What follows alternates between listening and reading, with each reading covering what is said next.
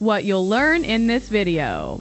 The true meaning behind idioms that sound simple but trip up even advanced learners. Which quirky expression involves horses, coal mines, and even a petard. How one phrase can signal hidden agendas, tough decisions, or looming disasters. Whether your English is just good or actually superb. Okay, welcome to the deep dive. This is where we take source material that you've shared, notes, articles, ideas, and really get into it, helping you understand the core insights quickly. Today we're looking at something I know many of you are interested in. What makes English sound truly excellent? Not just fluent, but, really advanced. We're using some listener-provided material that suggests a neat way to think about this, focusing on specific vocabulary words. Words that educated native speakers tend to use. Right. Because fluency is one thing, but expressing those complex, nuanced ideas accurately, that often takes a richer vocabulary.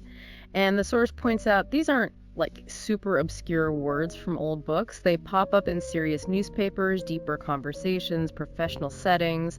Knowing them helps bridge that gap, lets you articulate thoughts much more precisely.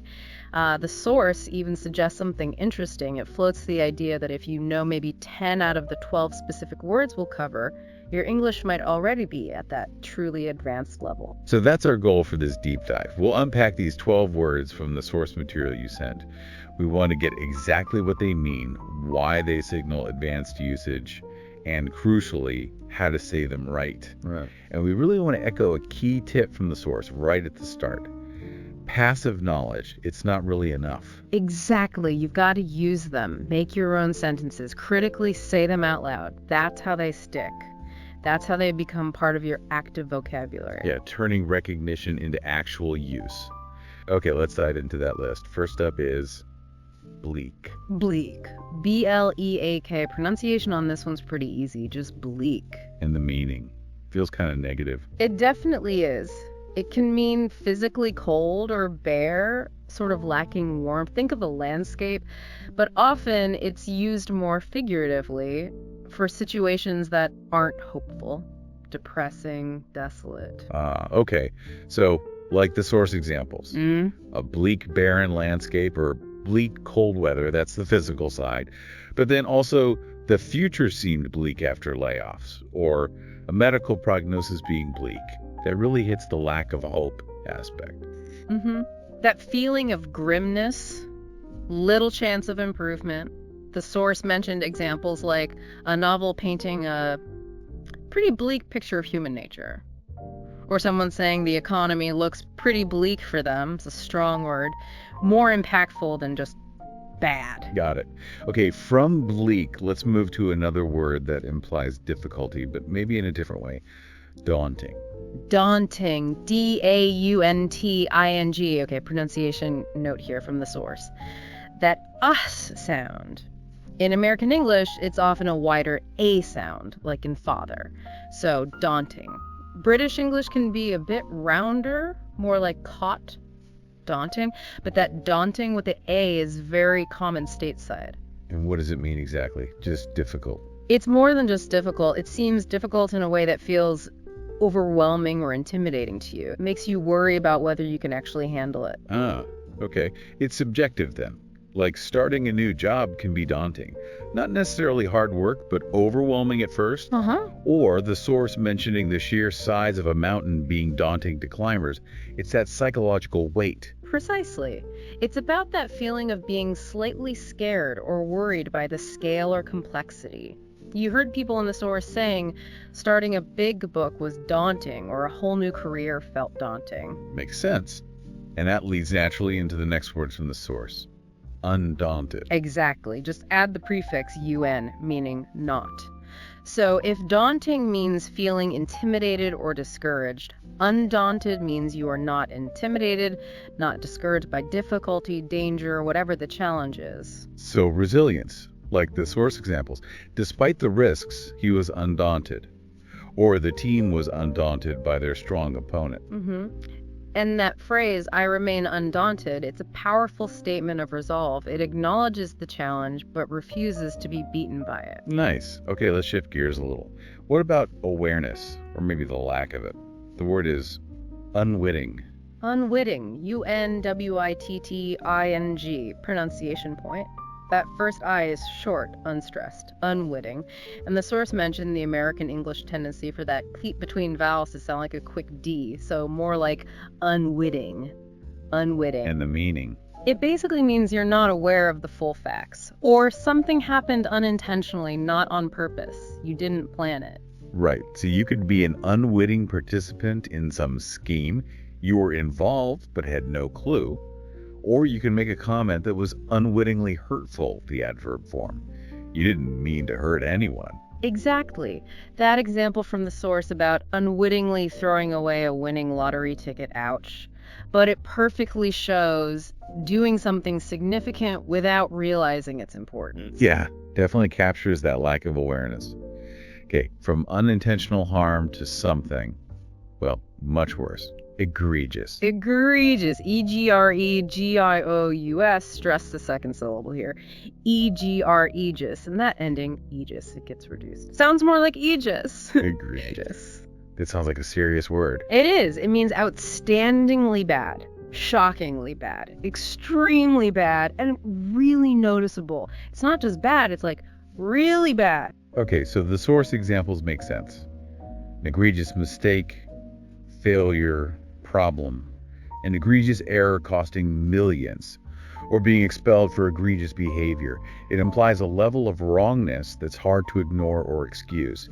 Egregious violations, egregious disregard for safety. Yes, it carries strong condemnation. You heard people in the source confronting something saying it's egregious, or calling something an egregious act. Using it signals this isn't minor, it's seriously wrong. That's a useful distinction. All right, how about a word for a particular kind of annoying person? Sanctimonious? Sanctimonious. SANCTIMONIUS. Stress is on the first syllable. sanctimonious. And again, that ending reduces to S. Sanctimonious. Okay, what kind of person is this? It describes someone who acts like they are morally better than other people, superior, and crucially, often in an annoying, preachy way. Ah, the self-righteous type. Not just moral, but acting superior about it. Like a sanctimonious attitude making someone unpopular. Or getting tired of sanctimonious lectures on healthy living, that judgmental tone. The source even asked if you know people like that. It's a recognizable type, for sure. You heard examples like being sanctimonious about it, or the sheer sanctimony alone being irritating, or that really blunt quote, "You arrogant, sanctimonious, condescending lowlife." It precisely nails that blend of moralizing and superiority. Definitely paints a picture. Okay, next up, hapless. Hapless. HAPLESS.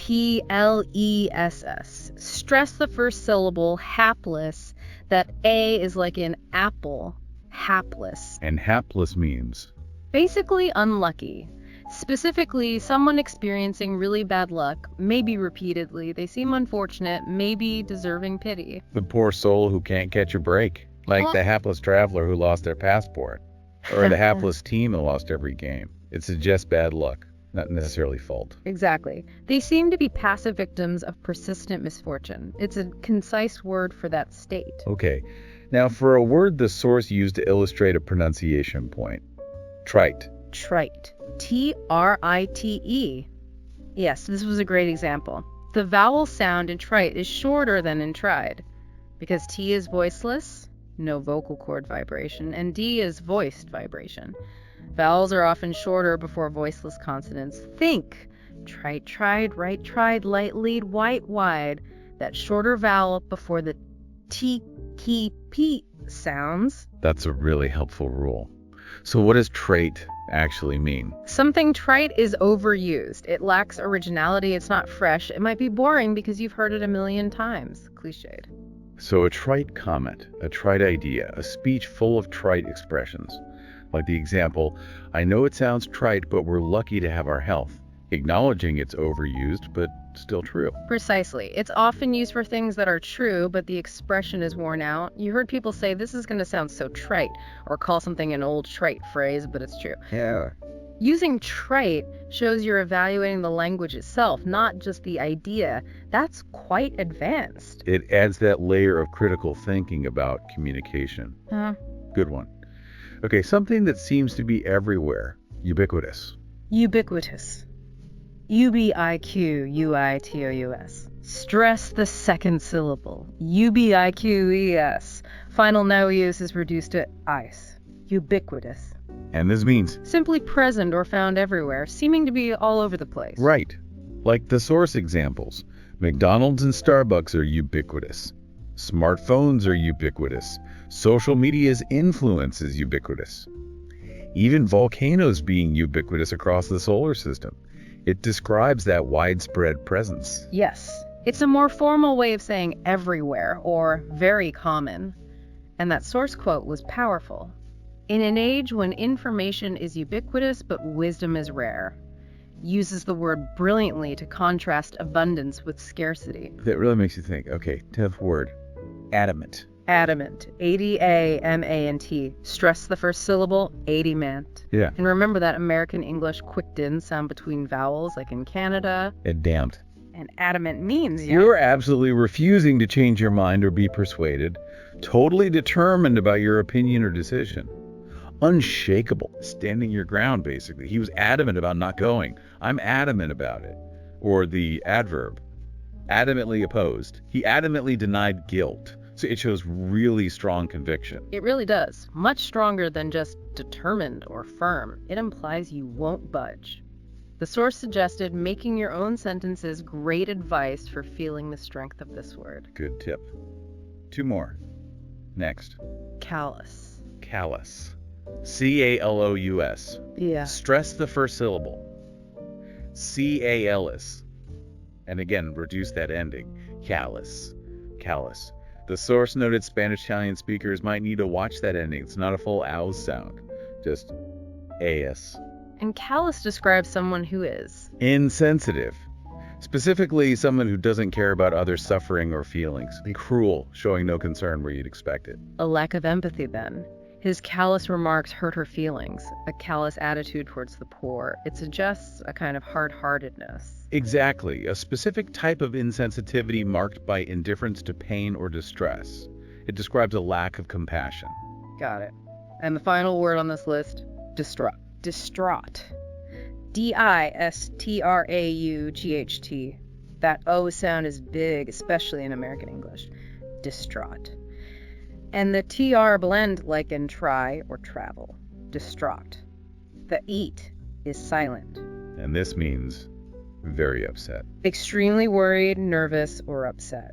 It's a state of high emotional agitation, often from grief, stress, or fear. Intense distress. You can almost feel it in the word. She was distraught over losing her pet. He appeared distraught after the bad news. The child was distraught when lost. It signals real turmoil. Yes, it captures that overwhelming negative emotion. More than just upset. You heard the examples. So distraught and desperate. Parents were very, very distraught. It conveys that intensity. Okay, so that's the dozen words from the source. The idea being that knowing and using words like these words that offer precision, nuance, is a sign of excellent English. Distinguishing bad from egregious, determined from adamant. Hopefully going through them helped you see which ones you know well and which might be new targets for you. And please remember those practice tips. Don't just nod along.